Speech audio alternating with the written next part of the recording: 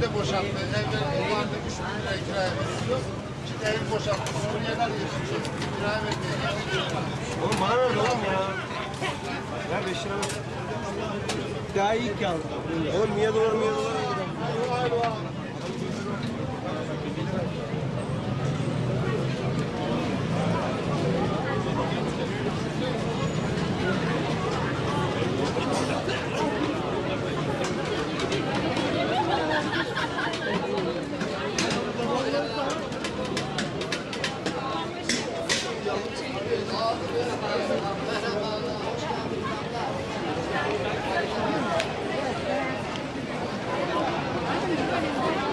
Belli olmaz.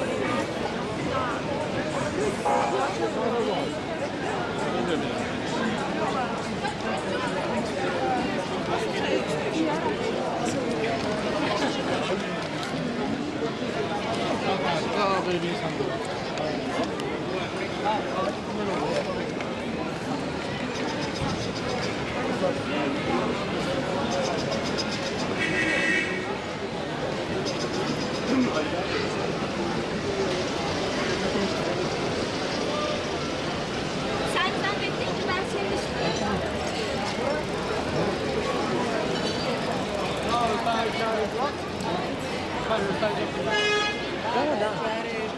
Уже это все спады, мы спады, это все масса.